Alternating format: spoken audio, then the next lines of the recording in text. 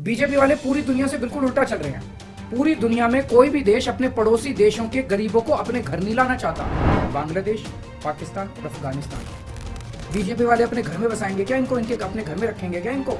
अपने बच्चों को तो रोजगार है नहीं और पाकिस्तानियों को भारत लाके उनके बच्चों को रोजगार देना चाहते हो। मेरी तो ये बात बिल्कुल समझ से परे है। नमस्कार। कल भाजपा की केंद्र सरकार ने सीए लागू करने का नोटिफिकेशन जारी किया है। 10 साल देश पे राज करने के बाद ऐन चुनाव के पहले इन लोगों को सीए की बात करनी पड़ रही है। अगर 10 साल में कुछ अच्छा काम कर लेते तो शायद आज सीए की जगह अपने कामों पे वोट मांग रहे होते। आज देश के सामने सबसे बड़ी समस्या महंगाई और बेरोजगारी की है। किसी को भी घर चलाना मुश्किल हो रहा है, इतनी ज़्यादा महंगाई हो गई है, कमर तोड़ महंगाई हो रही है। उधर हमारे युवा दर दर की ठोकरें खा रहे हैं रोजगार के लिए, उनके ऊपर डंडे लाठियां बरसाई जा रही हैं। ऐसे में सरकार बेरोजगारी और महंगाई का समाधान ढूंढने की बजाय सीए की बात कर रही है, तो ये बड़े दुख की बात है। ये सीए आखिर है क्या? बीजेपी की केंद्र सरकार का कहना है कि 3 देश, बांग्लादेश, पाकिस्तान और अफगानिस्तान, इन 3 देशों के अल्पसंख्यक जो हैं वो अगर भारत की नागरिकता लेना चाहें तो उन्हें भारत की नागरिकता दे दी जाएगी। इसका मतलब बड़ी संख्या में यहां से अल्पसंख्यकों को हमारे देश में लाया जाएगा, उनको रोजगार दिए जाएंगे, उनके लिए घर बनाए जाएंगे, उनको यहां बसाया जाएगा। अजीब बात है ना। बीजेपी की केंद्र सरकार से हमारे बच्चों को रोजगार दिए नहीं जा रहे, पाकिस्तान से लोगों को लाके उनके बच्चों को रोजगार देना चाहते हैं। हमारे लोगों के पास तो घर नहीं है, भारत के तो ढेरों लोग बेघर हैं, लेकिन बीजेपी वाले पाकिस्तान से लोगों को लाके उन्हें भारत में बसाना चाहते हैं, उनको घर देना चाहते हैं। हमारे रोजगार उनके बच्चों को देना चाहते हैं, हमारे हक के घर उनमें पाकिस्तानियों को बसाना चाहते हैं। भारत सरकार का जो सरकारी पैसा हमारे परिवार और देश के विकास पे खर्च होना चाहिए, वो पैसा पाकिस्तानियों को भारत में बसाने पे खर्च किया जाएगा। इन 3 देशों में लगभग 2.5 से 3 करोड़ अल्पसंख्यक हैं। ये तीनों बहुत गरीब देश हैं। जैसे ही भारत के दरवाजे खुलेंगे, इन 3 देशों से भारी भीड़ हमारे भारत में आ जाएगी। अगर इन 2.5-3 करोड़ में से 1.5 करोड़ लोग भी भारत आ गए तो कौन देगा इनको रोजगार? कहां बसाओगे इनको? बीजेपी वाले अपने घर में बसाएंगे क्या इनको? इनके अपने घर में रखेंगे क्या इनको? बीजेपी वाले देंगे क्या इनको रोजगार? कौन देगा इनको रोजगार? तो प्रश्न उठता है कि बीजेपी ऐसा क्यों कर रही है। कई लोगों से मैंने बात की, कुछ लोगों का कहना है कि यह पूरा का पूरा खेल वोट बैंक बनाने की गंदी राजनीति है। इन तीनों देशों से 1.5-2 करोड़ लोगों को अगर भारत ले आया गया और उनको चुन चुन के इस तरह से देश के अलग अलग भागों में बसाया गया, जिससे जहां जहां बीजेपी के वोट कम है वहां झुग्गियां डाल के अगर इन लोगों को वहां बसाया गया तो वहां बीजेपी का एक पक्का वोट बैंक तैयार हो जाएगा, बीजेपी के वोट बढ़ जाएंगे।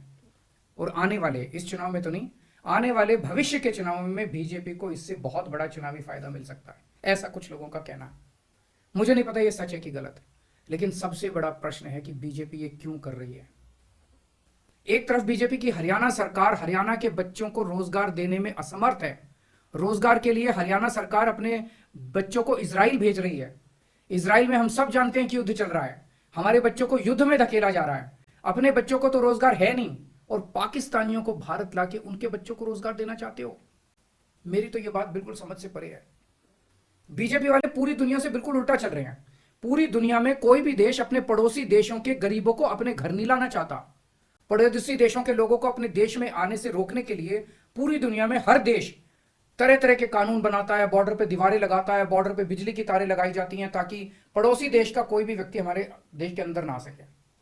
बीजेपी शायद अकेली पार्टी है पूरी दुनिया की जो पड़ोसी देश के गरीब लोगों को अपने देश में घुसाने के लिए दरवाजे खोल रही है, बिल्कुल उल्टा कर रही है। एक और बात है सोचने की, पिछले 10 सालों में 11 लाख से ज्यादा भारत के बड़े बड़े अमीर उद्योगपति और व्यापारी भारत छोड़ के चले गए। ये लोग भारत में फैक्ट्री चलाया करते थे, इंडस्ट्री चलाया करते थे, बड़े बड़े व्यापार किया करते थे, लाखों लोगों को नौकरी देते थे, रोजगार देते थे। ये बीजेपी की गलत नीतियों और उनके अत्याचार से तंग आके भारत छोड़ के चले गए। अगर बीजेपी को लाना ही है तो इन लोगों को वापस भारत लेके आओ ना, जो भारत छोड़ के चले गए। ये भारत आएंगे, इनके पास पैसा है, भारत में इन्वेस्ट करेंगे, नई नई फैक्ट्रियां खोलेंगे, नए नए व्यापार खोलेंगे, अपने बच्चों को रोजगार मिलेगा। ये क्या बदतमीजी है कि बांग्लादेश के, पाकिस्तान के और अफगानिस्तान के लोगों को हमारे देश में लाके बसाएंगे और उनको हमारे बच्चों के हक के रोजगार उनको देंगे। ये लोग कह रहे हैं कि 2014 के पहले आए हुए घुसपैठियों को इन नागरिकता दी जाएगी। ऐसा नहीं है, ये तो शुरुआत है। एक बार ये सिलसिला चालू हो गया, एक बार दरवाजे खुल गए, तो फिर बहुत बड़ी संख्या में पाकिस्तानी और बांग्लादेश से लोग भारत में आने लगेंगे। आज बीजेपी कह रही है 2014 के पहले आए हुए लोगों को ही नागरिकता दी जाएगी। देख लेना, अगले चुनाव में ये बीजेपी वाले इस तारीख को बढ़ा के 2024 कर देंगे कि 2024 के आए हुए पहले वाले लोगों को दी जाएगी, और फिर इसे और आगे बढ़ा देंगे। मोटी मोटी बात यह है कि पाकिस्तानियों और बांग्लादेशियों के लिए भारी संख्या में भारत आने के लिए बीजेपी सरकार ने दरवाजे खोल दिए। ये देश के लिए बेहद खतरनाक है, और इसका सबसे ज्यादा खामियाजा उत्तर पूर्व, नॉर्थ ईस्टर्न स्टेट्स भुगत रहे हैं, खासकर आसाम। आसाम के लोगों की भाषा और संस्कृति खतरे में पड़ चुकी है, क्योंकि वहां पे बांग्लादेश से इतनी बड़ी संख्या के ऊपर इलीगल माइग्रेशन हुआ है। अब बीजेपी कह रही है कि इलीगल माइग्रेंट जो आए हैं उनको हम नागरिकता देंगे, उनको हम बसाएंगे, आसाम में बसाएंगे। आसाम के लोग बहुत नाराज हैं। एक तरह से देखा जाए तो हेमंत बिश्व शर्मा जो बीजेपी के मुख्यमंत्री हैं, उन्होंने धोखा दिया अपने लोगों को। अपने आसाम के लोगों की खातिर उन्हें सीए का विरोध करना चाहिए था। उन्हें कहना चाहिए था कि आसाम के लोगों की संस्कृति और भाषा दोनों खतरे में है, ये बिल्कुल बर्दाश्त नहीं किया जाएगा। तो दोस्तों, पूरे देश की मांग है कि सीए को वापस लिया जाए। हम किसी हालत में अपने बच्चों की नौकरियां, अपने बच्चों के रोजगार दूसरे देश के लोगों को किसी हालत में नहीं देंगे। और अगर बीजेपी नहीं मानती, तो इसको वापस नहीं लेती, तो इस चुनाव के अंदर बीजेपी के खिलाफ वोट करके आप अपना गुस्सा जाहिर कीजिए। नमस्कार। ऐसी ही और खबरों से हमेशा अपडेट रहने के लिए चैनल को सब्सक्राइब कर लीजिए, और वीडियो पसंद आया हो तो लाइक और शेयर करना ना भूलें।